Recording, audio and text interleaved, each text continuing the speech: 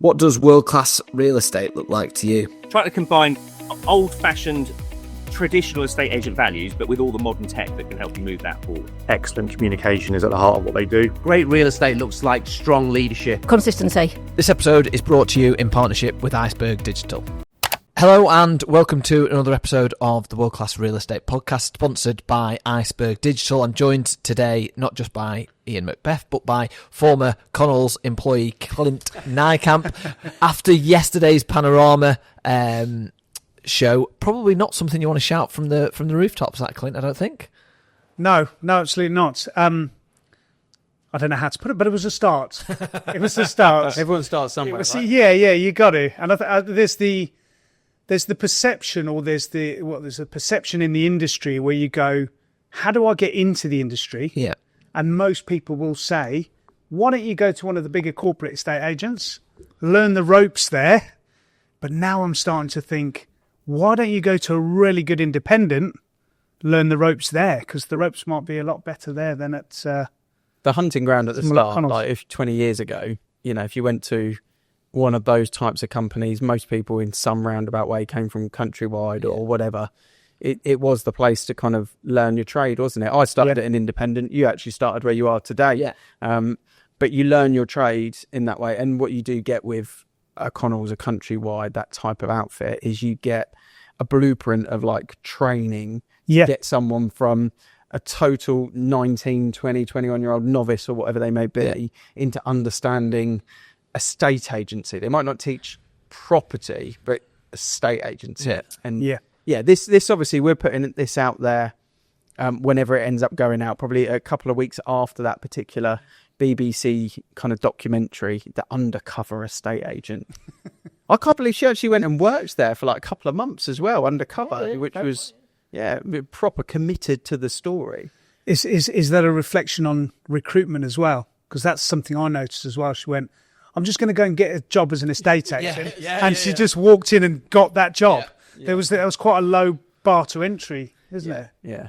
I mean, I think we'll all have our take on it on this episode, but I think the reason why people maybe are tuning in and listening is because everyone's got an opinion on this. And my thing that I was talking to Austin about in the car on the way up today was the staff that are now dealing with it on the front line. The fallout of what's happened here is this. If you're a Connells negotiator and you're doing viewings today, or you're a Connells valuer and you're doing valuations today, that's a tough job. It's not easy. It's a tough job, and they're just doing what they're trained ultimately, which is what I would imagine you experienced when you started. Yeah. Do you know what? It's until someone shines a light on it, it is quite difficult to go, actually, that's definitely pressure selling. Yeah. But if you've never experienced pressure selling, or you've not looked into it, or you've not watched a documentary on it, and you're a young man like I was, I had loads of motivation. I've always had loads of motivation. And they're saying to me, this is what you need to do. This is how you need to do it. And if you follow this, you'll earn X. And that X at that time of my life was a good figure. I was fresh out the army, so I was like motivated to get stuff done. And then it's only when you step out of it, or it's only when you get trained by a decent independent agent, or you get coached or something, that you realise where, and this might be my opinion as well, but where you've got it wrong, or where a big company like that's got it wrong, is that they don't produce the products that attract the business. They try and produce people that can sell that product, whether that product's good, bad, or otherwise. They're going, no, forget how good the solicitors are. This is how you need to sell the solicitors. Whereas now I go, forget how to sell these solicitors. It doesn't really matter if they're really good. So these are the people I refer to, or the marketing, or the type of agent that you are. So I think that's where the problem is. They're not attracting business. Mm-hmm. They're selling business. Yeah. And you shouldn't have to try. Yeah. But the point I'm making is that you shouldn't, in any business, you shouldn't have to try too hard to sell that business. People should look at that business and go, I'm quite interested in this. Can I have a quote, or whatever that may be? Yeah. To be honest, that's one of the things that really upsets and disappoints me about that, because I always say the bar in estate agency is pretty low. Shows like that, genuinely upset me, because when we say at the end of each show we want to improve our industry, that just makes our job 10 times harder as we're trying to bring standards up, by doing the podcast, but also in our everyday job. We're trying to go out or set a standard that, we can be proud of and attract clients. But I very much view the mortgages and the conveyancing side of it as helping clients. We know who the best solicitors are, who can get it through quickly, who will answer the phone. We know the mortgage advisors that will take the time to learn about your situation and help you. And therefore, we're in a position to recommend. And I wouldn't ever dream of insisting, or certainly not preferencing an offer that is from, someone that's done the conveyancing, got a house to sell, blah, blah, blah, blah, blah. But actually, our role in the middle of it is really important to putting people in the right direction. Now, that show last night, if anyone's watched it, depending on the demographic of your sellers, you might have to affect it. Yeah. If you've got a client that's watched it, and today you have a conversation with them that says, I think the best solicitor for you is this, and why don't you speak to our mortgage advisor if you're barely a minty bank? Suddenly that conversation, if they watch that TV show last night, is 10 times harder than it needs to be. And most estate agents, I would like to think, certainly if they think back like we do sat around this table, are doing that to try and help. Yeah. Also, not these products and services should be helping clients, not forcing them to have a service that they don't really want. Yeah, and you know what? I think with people that sell a product in general, whatever that product may be, I think you've got to have faith in that product. You've got to be happy to use that product yourself. Yeah. And I think if you look at Connells as a business, or even Purplebricks, they touched on Purplebricks as well. If you look at Connells as a business, they are just recruiting young people that have got drive, and they think, right, I'm in a big company now, I can work my way up the ladder. Next step is they're going to give me a car allowance. There's never a time where they step back and go, okay, would I sell my property through Connells? Would I use their conveyancing? And would I use their mortgage advisor? Now, I know, and I'm sure you guys know as well, I know of people who work in corporate estate agency who have used other agents to sell their property, which means they have no faith in the agent they're using. Now, if I'm going to sell a property, I know who I'm using. And it's not just because I work with Avocado. I genuinely know that the best job would get done. And so that makes my job in saying, this is what we do, and having that faith in my own products that I would use, that comes across. Whereas I remember my first couple of years at Connells, and I won't name the solicitor, I think they're still a going firm, but the solicitors that we were told to sell were shocking. And we knew that. So as soon as a case went over, if I did convince someone to use conveyancing, it would go to this solicitor, and I just knew it would be a nightmare. So I didn't even want to talk to my clients again, because I was thinking it was me that recommended these conveyances, and I knew at the time, and I've got no problem saying that, I'm well out of it now, but I knew at the time, I was thinking, I don't even like these conveyances. But because the person above me was going, if you don't get this amount of conveyancing quotes or this amount of cases, you're not going to take the next step up the ladder. And you're kind of forced into this pressure selling. We had an office nearby when I used to kind of trade as an agent maybe 10 years ago. And as an actual office, as an estate agency, they were all right. But what they were clearly very, very good at was upselling and cross-selling these services. Because if you ever looked at their Google reviews, all of their complaints were about their recommended solicitors. And it was so counterproductive because they're actually not a bad agent. They weren't market leaders, but they were all right. But they're obviously very good at upselling to this really poor conveyancing. And it made their Google ranking like really poor in terms of, you'd think, surely you can see that. Get a better professional partner, because that's what these are. Yeah. We think of our mortgage advisors and conveyancing and surveyors. They're our professional partners, and they're in it to help us get the deal over the line successfully. Normally as quick as possible, because that's normally the best way for these transactions to go through. Recommending a shit solicitor, I can't get my head around it. It's so counterproductive. Yeah. Because it's support. Yeah. You get your Google reviews.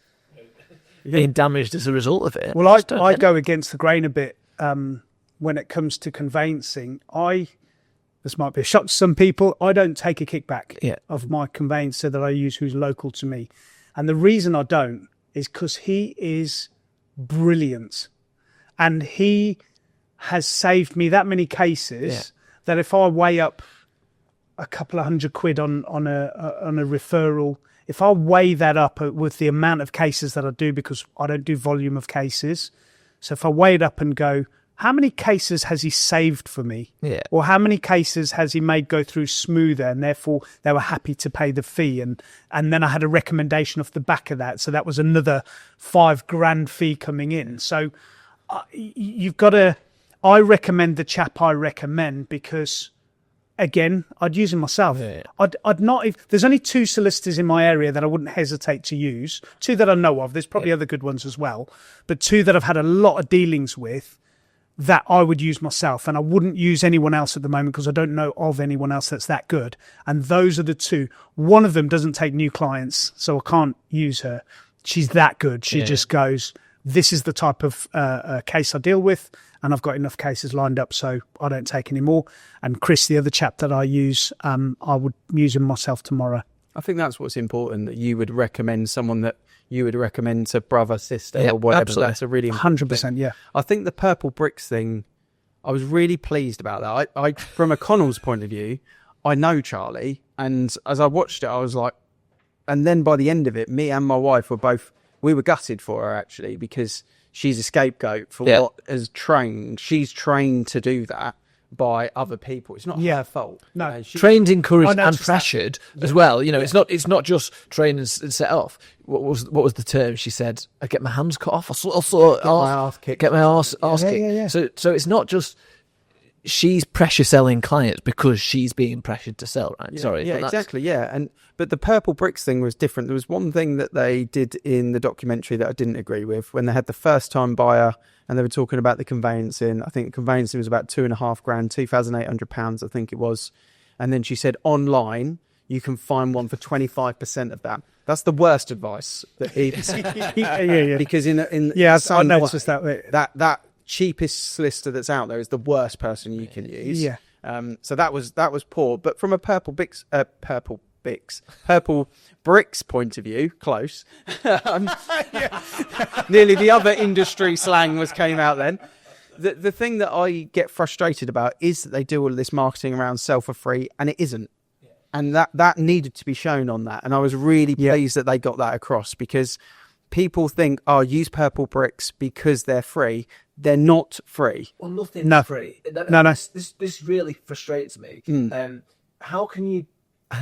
I'm glad that in some ways that the Connells conditional selling was more part of it, because I think if you did a Panorama show on Purplebricks giving shit service, I mean, it's like, well, there's no great surprise there, is there? Yeah. You pay peanuts, you get monkeys. You don't go out and buy a Dacia car and expect it to perform like a Porsche. These things are just, you get what you pay for. Yeah.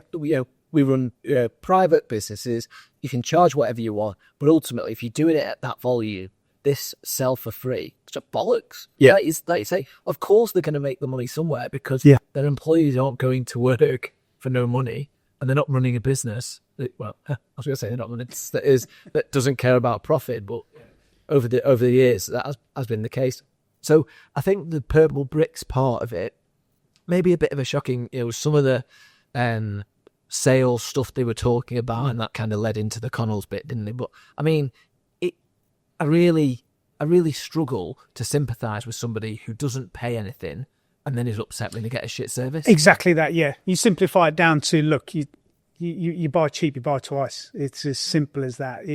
So yeah, I completely get that. The one thing I picked up on a bad tactic that they were using, and it did sound deliberate, is the overvaluing and then bringing the price down as quickly as possible.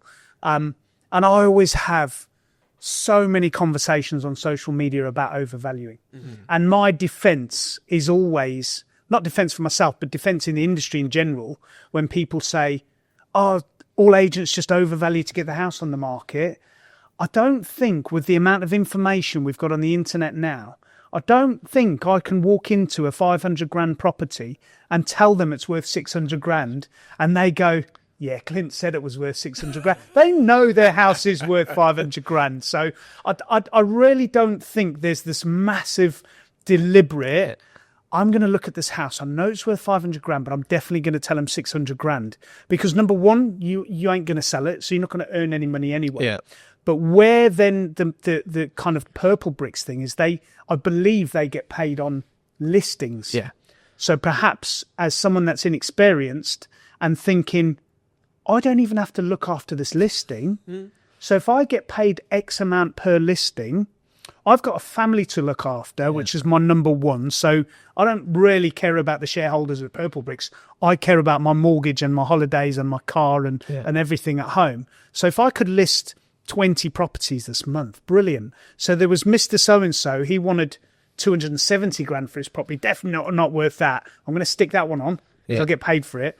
And then on top of that, you're not responsible for those listings. So it doesn't matter. It's dead I easy could to put walk away. 50 houses on the market because then there's a team that they call was it the sales negotiating team? Yeah, sales negotiation. I don't know. Campaign resolution. Yeah. But you're right. You're absolutely right. That is how they get paid on commission. And why wouldn't that individual do that? Because that's their livelihood. That's what they've got. It's just the whole technique of it. I don't object to Purplebricks being paid to do the service, but don't plaster it all over your advert saying it's free. Yeah. When straight away, if you want to advertise on Rightmove, it isn't free. Or if you want viewings, it isn't free. And then the setup, that they've got with the agents to go out and list up front, get the upfront commission.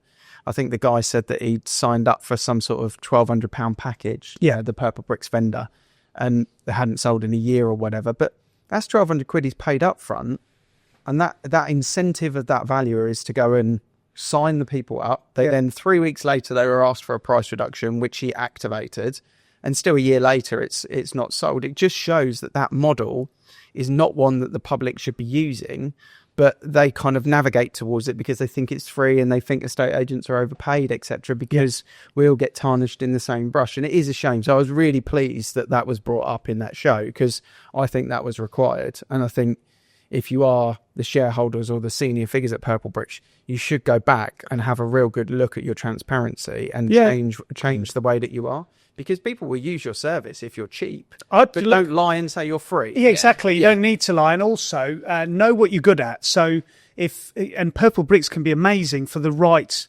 demographic, for the right people. So if I had no ties with any estate agents and I'd left the estate agency industry, and I had a property in Solihull where I live on a very popular road, and I've got 20 years of skill behind me as an estate agent, what do I need? Well, I'll do my own photos, I'll do my own video, because that's what I've done for the last 20 years, and just give me a platform, because I'll do all the marketing myself. And so there must be more people out there like that, or people that have got a tiny little terrace that they know is worth 100 grand and they just want to flog it, so they just want to stick it on Rightmove. Do it cheap, quick and easy, that's absolutely fine. But like most people out there, if the move is important to you, your life, your family, if making sure you get the right money in order to buy the next properties is for you, if you're too busy at work, if it's not your area of expertise, then you need a proper agent to do it for you. But I do think there's space for a good Purplebricks style agent with the technology, with the online stuff. Great. If that's what you need and that's what you want to use, brilliant. Go ahead and use it. But don't lie to us about why you should use them. Just say, look, if you've got some experience in the market, if you're maybe a big buy-to-let landlord, or you know what you're doing, or you're not too fussed about the price you end up getting for your house, actually come to us, we'll sell it for £1,000 and do all the viewings yourself. Well, we had an online business. We set it up to try and rival Purplebricks, but working with high street agents a few years ago. And one of the things that we worked out when we set it up is we reckon about 15 man hours out of each transaction. But it was very clear: you do your own viewings, you've got direct contact with purchasers, and we put it through an online platform that people could do. And I think there is a part of the industry, or there is a part of the clientele that would rather do it that way and would be quite happy to, but it's not the biggest part of the market, because actually what we're dealing with here is people's biggest tax-free asset. Oh, It's yeah. really important. You mentioned about time or making sure you get the most out of it or making the move as smooth as possible. Those things you can't put a value on. No. And actually, talking about value, you mentioned overvaluing from Purplebricks. In this market, I don't think you can actually put a figure on how much that can cost clients, because we've talked about the potential loss, the potential in effect of price reductions in the current market. People are just ignoring them. You've got to do them if you're not getting any interest, because you've not really got much choice. But actually, if you're sat at home thinking about going on the market and you've got two prices in this market, in my opinion, you've got to choose the lower one. So that technique of overvaluing now, if you think you sell for free, you might save $3 or $4 grand. Yeah. I think if you've got a Purplebricks representative or any estate agent overvaluing your house, I think you could be talking 10, 20, 30,000 it costs you.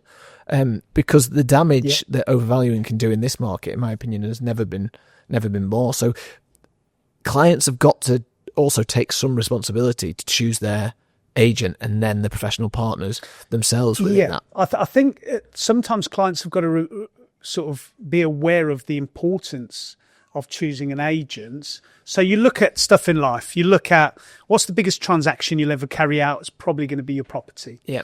What's the next biggest thing is probably, your first biggest thing is probably your family and your health. So you look at your family and your health.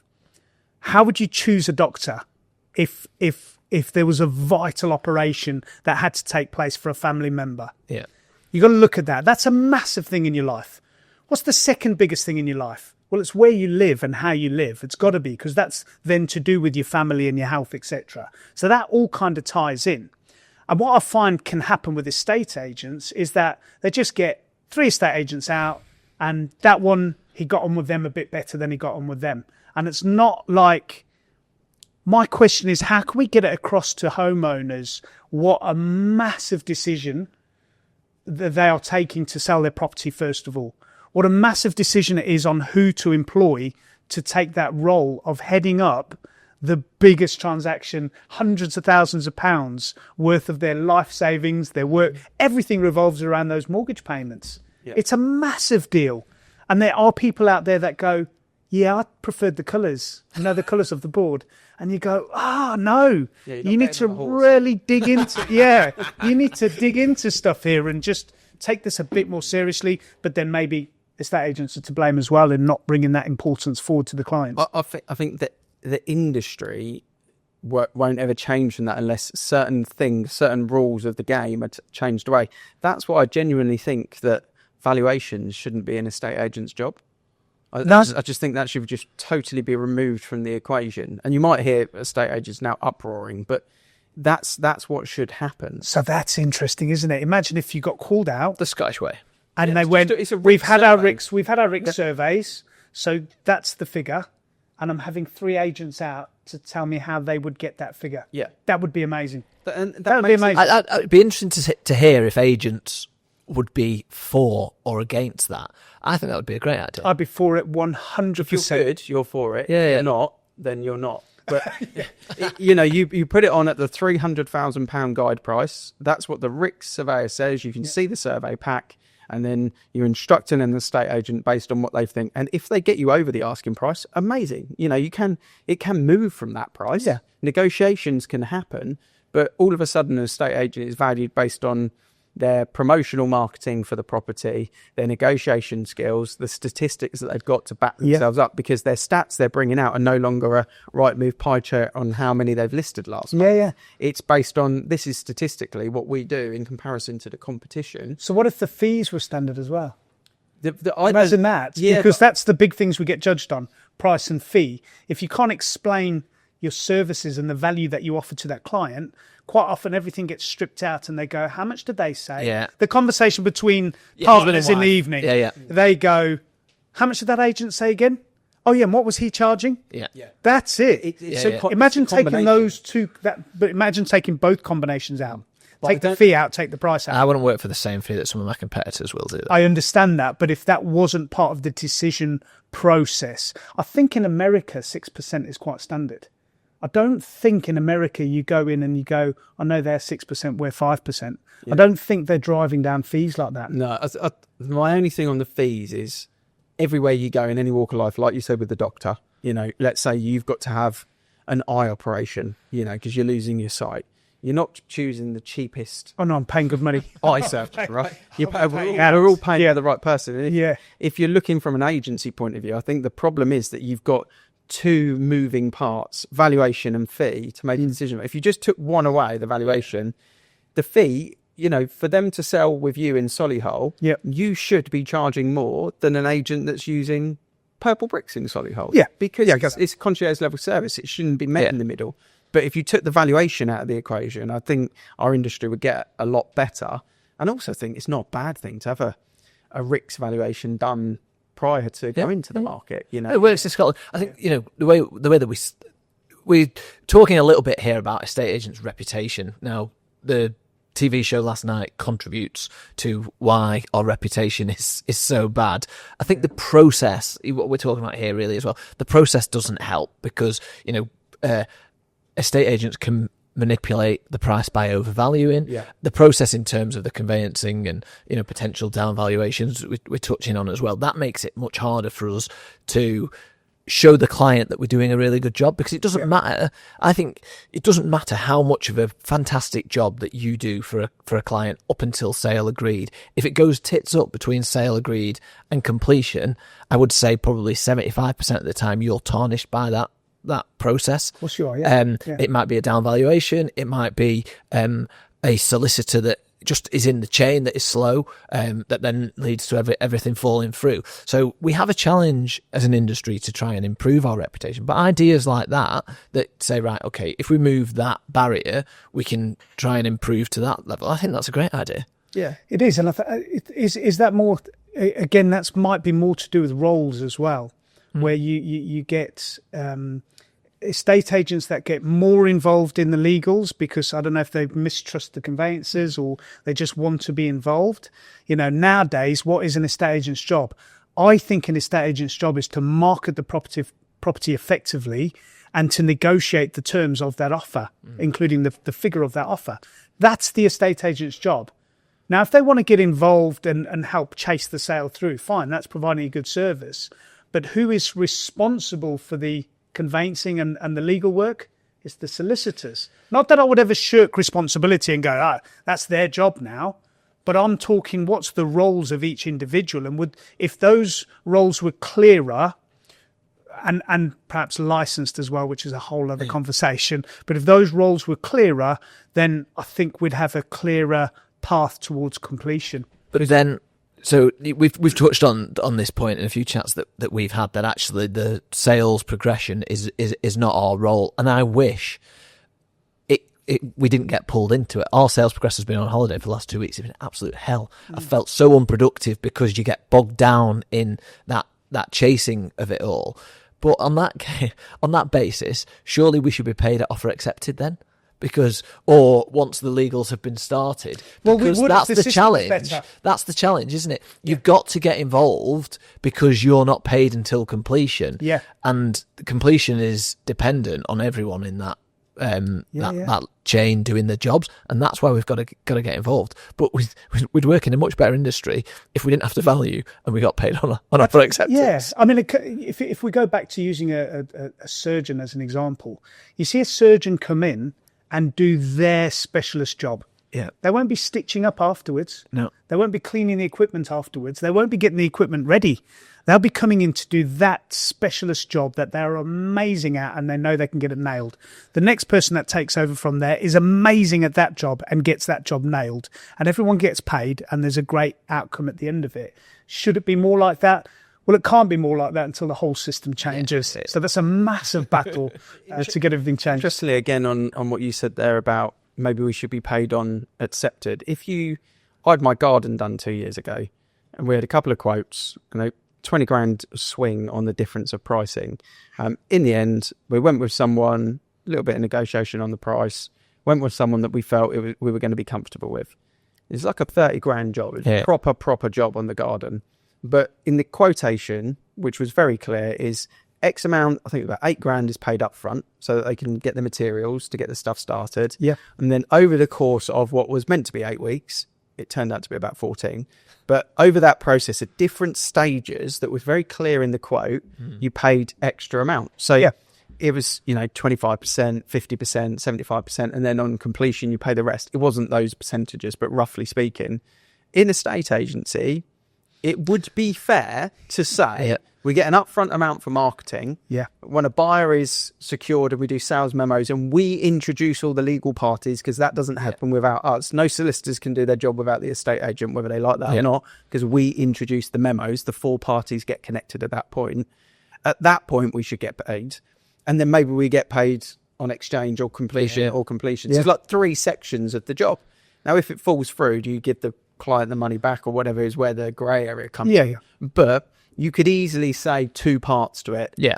Upfront to X, which is either marketing or buyer found, and then on completion. That would make it a bit different for estate agents. But, you look at the other industries, it's not like we're asking for something that's unusual. Most other industries of significance, they get structured amounts. Even if you went to an eye surgeon, you're paying for a consultancy. For the first meeting, even if you don't use them, you're paying an upfront amount and then you're paying at the end. There's 3 different sets of installments that goes on there. I don't know why we're talking about eye surgeons today, but hopefully none of us need one. All of a sudden, no, you like some sort of weird manifesting going on. From your point of view, Clint, sort of talking agency and talking with obviously a good topic here, but what's your take on how the public will translate this? And is there anything that you're now looking to do in your business you're big on your content, you're big on your socials. Yeah. Is there an angle that you're seeing within this where you can almost put yourself up and go, hey, look, this is how I do things, or this is not how I do things, or be aware of this is my translation of it? Is there any kind of thought that you've had around that, because you're normally quite quick on those sort of things? So I've fallen into not fallen into it was kind of a plan as well, but on my social medias now, one thing I've realized is that if people want to see houses and house after house after house after house and go, that one's sold, that one's got a nice pool, that one, you go on Rightmove, or you go on Zoopla, or you go on the market. There's lots of websites you can go on. So my thought process behind my social media is that if someone's sitting looking at properties and then they come onto my social media and start looking at properties as well, it's all a bit like, So what I started doing probably about 3 months ago now, so it wasn't actually off the back of this documentary because it's only just happened, is that I started answering questions. Mm-hmm. Now, the more so, all I did, I don't know if you've seen on social media when people have the comment bubble above their head and you answer the question. Now, the more questions I answered on my social media, the more views I got, the more questions I got. I've just recorded another, I think, 12 questions out in the car park while I was waiting to come in here. But what I've found now is that there's an unfortunate sort of gap in the market where everyone out there needs good, solid advice rather than the estate agent just coming in, doing the valuation, don't really know if the figure's correct, whacking it on Rightmove, hoping it'll sell. People are becoming, and this will ramp up massively now after this documentary, is they're becoming more aware of asking the questions. And the questions they're asking me is stuff like, can an estate agent call a loft a bedroom? And I'm like, okay, well, we need to dissect this a bit and answer it. So then I'm answering that. And then someone else is coming to me and going, well, hang on a second. I sold a house that was 3 bedrooms, but the loft wasn't a proper conversion. Does that mean my house is worth less now?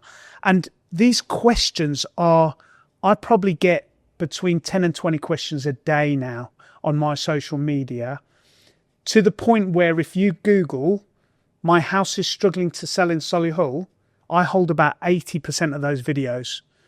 16 short videos come up the other day, and only 3 of them were from other agents, because all I'm doing now is I'm answering people's problems. And so there's that many problems that people have got with transactions and estate agents that it's become a whole thing. Yep. So I know that's not a good view on the industry as a whole, but that's what I've jumped on mega quick, is that people want good, solid advice. When I say good, solid advice, just honest, like, no, you can't sell your house as a 3-bed. Yeah. They don't want a shiny suit coming in there going, do you know what, mate?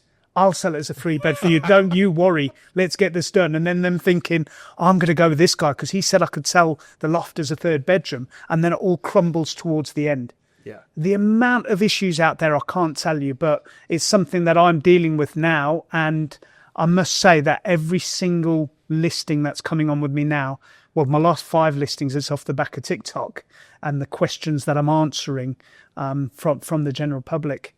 So the good news is I think homeowners are going to ask more questions, and this is really going to shine a light on who's actually good, who's following a good, solid process or strategy, and who are the agents that are just chucking a property online and hoping they can get the conveyancers and the mortgage advisors bolted on the side to make a couple of £100 extra.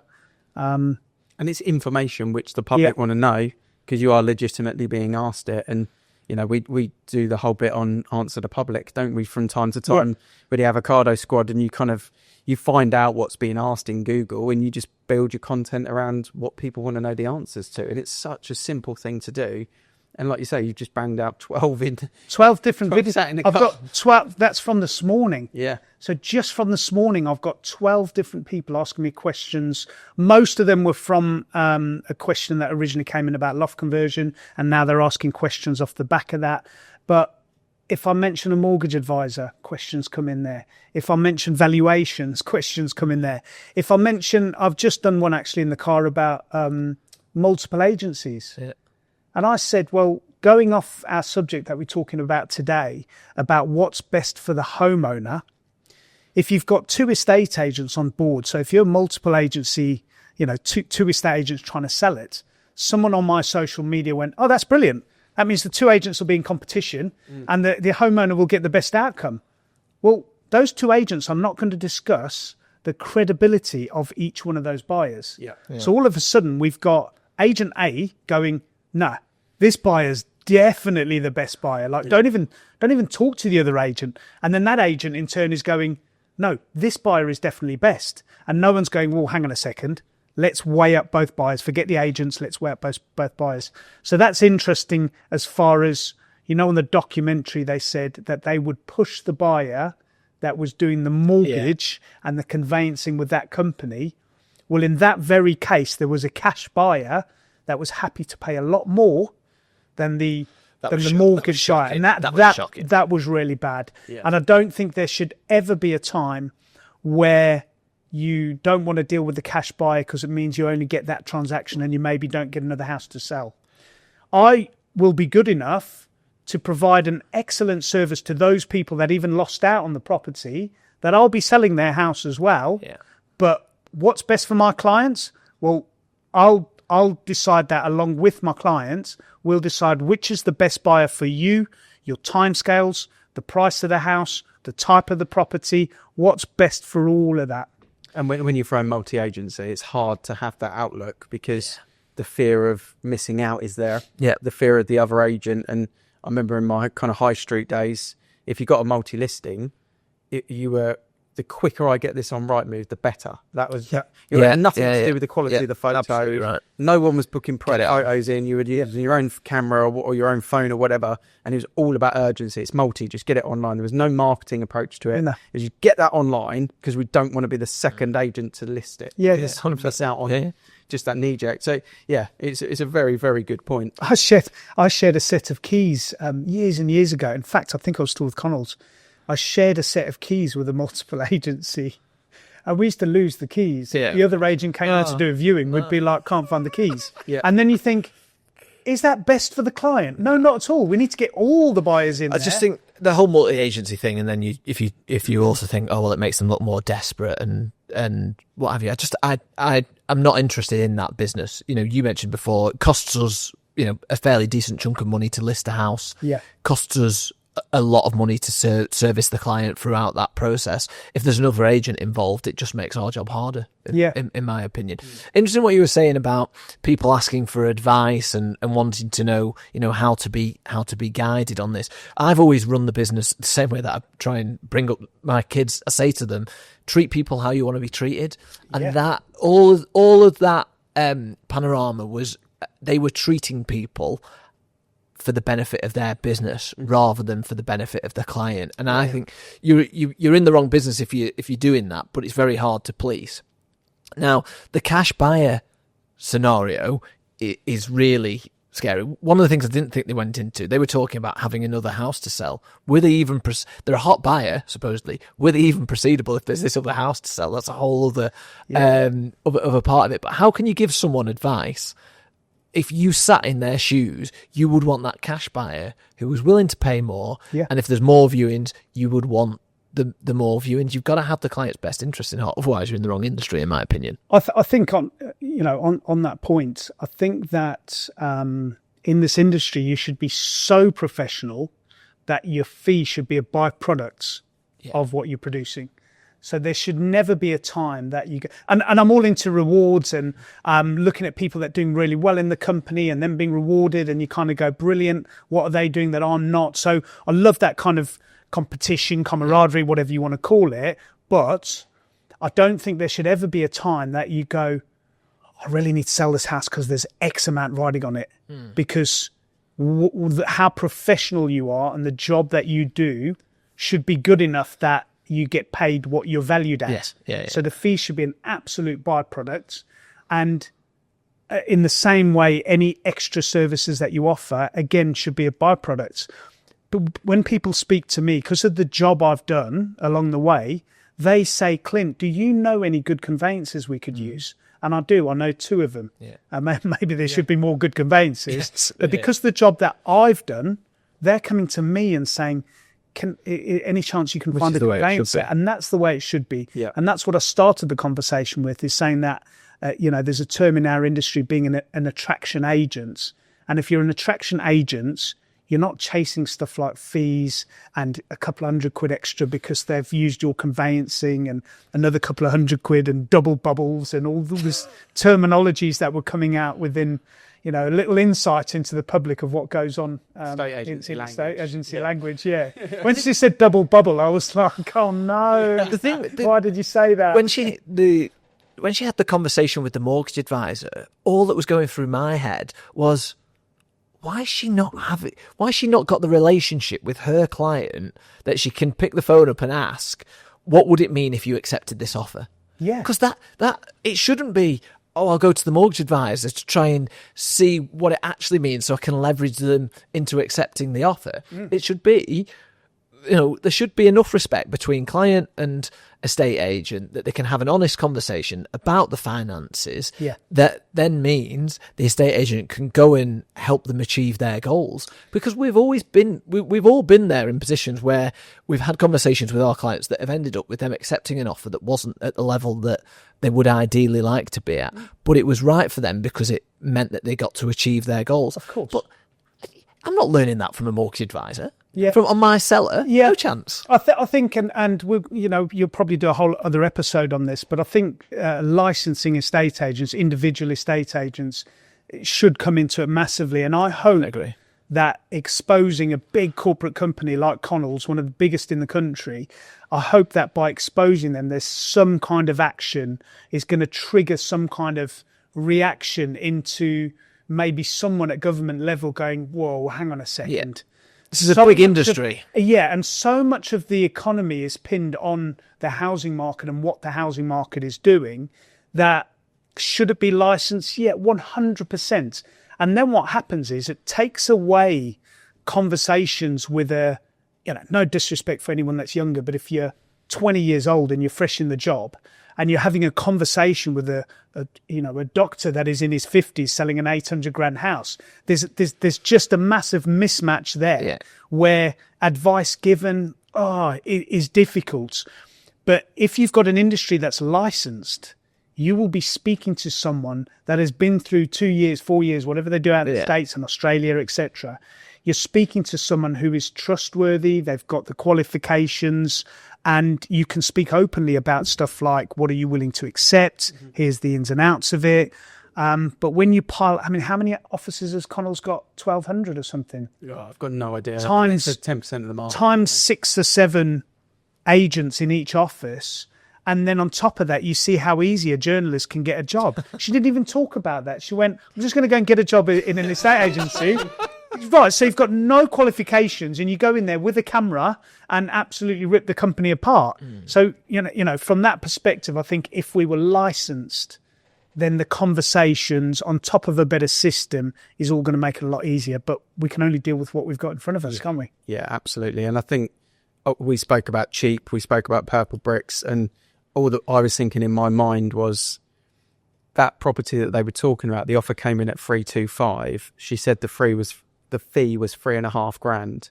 So call it a 1% agent. But I just think we're talking relationships, building a relationship with the client, not with a mortgage advisor. Even if they were charging 1.5%, $4,500 fee, it just means that they can have like 50 to 25% less clients, so they can spend 50 to 25% more time with clients. Yeah. That whole circle of, buy cheap, buy twice, or, pay peanuts, get monkeys. It's so relevant to the industry, and things like this make it harder to charge what we're worth because of the tarnish that we get from it. Does it though? Does it? Well, because I'm talking generally. Yeah, I was quite relieved that some of the practices and some of the things that agents were doing at Connells, at Purplebricks, I'm actually quite relieved it was that public, because when you do it properly, it's like a breath of fresh air. So as long as you can show a client, this is our strategy, this is how I negotiate, this is how available I am to take your calls, to take your text messages, whatever that may be, and this is what I charge. I think now the general public are going to go, yeah, actually, Clint, we'll use you, because if not, we might be stuck in that scenario where there's all kinds of stuff going on in the background. And so I think now, with the way we are set up, and self-employed agents in general, if you've got that one person that's dealing with selling your property, how much value is there in that? Rather than having some jumped up manager somewhere going, did you get the conveyancing? Did you get the mortgage advisor? Did you do this? I think that the importance, to kind of summarise the whole episode, if you like, is what you've managed to do with your Q&A, your FAQs, on your socials. What that's done for the last 3 months and what you were doing previously, it's really built trust in your marketplace. Yeah. So you now are able to have that conversation you just spoke about. Whereas if you're not doing that, or a version of it, or writing a blog, or giving article updates, or doing your email campaigns with real value to your target audience, when you say it, they just go, don't believe you. That's the challenge, isn't it? But because you've built that audience trust, you'll say it and there'll be weight behind it. And I think that's a really important thing for estate agents to do, because you've got to build the trust in the marketplace if you're going to make those statements that sit outside of the norm. Yeah, massively. I actually, just a very quick one to wrap up on. I was listening to one of the top kind of restaurant owners I think it was in the US, might have been Canada, and he just shared a really simple story where he built this amazing restaurant, and to celebrate, he basically took his staff to another state, to the number one restaurant over there, for them to experience it and to see what it was. And afterwards, the staff came back and he said, right, what was it like? What was the experience like? And they listed all these amazing things. And he's like, the experience for you to now see, because we're going to open up there. We're about to open our other restaurant over there. Yeah. What I want you to now think about, what didn't they do well? Because whatever that is the strategy that we'll double down on to make our business a success. Because theirs is familiar as the success of their own USPs. They're going to open a rival business, but it's not going to do the same blueprint. It's going to be the total opposite. And for estate agents, it's very easy to look at what your competition doesn't do well, and rather than slagging it off, just double down on making it your USP. 100%. And you can win that, like you've just done, where you've gone, they look on Rightmove for properties, so they look on my socials for answers. Yep. Perfect summary of that, I think. Yeah, and I imagine after everything we've talked about and where the industry is going, there'll be people that are now thinking, well, they'll be checking out your socials anyway. I would imagine. As you know, we do this because we love our industry. We want to see it improve and get better. This episode has been really important based on that exact thing. We say it because we mean it, not because it's just a nice little footnote at the end of each episode. So hopefully, if you have enjoyed today's episode, please share it out on social media, share it with colleagues. Thank you very much to Clint for joining us today. Thank you to Iceberg Digital for sponsoring today's episode. I'm Mark Worrell. I've been with Ian Macbeth and Clint Nykamp. Thank you very much for listening. We'll see you again next week.